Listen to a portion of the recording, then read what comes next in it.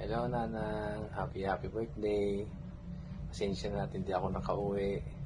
Ang wish ko lang sa iyo na sana lagi kang healthy at bigyan ka pa ng ating Panginoon ng mahabang buhay na mag-stay sa lupa at maabot mo pa yung 100 years.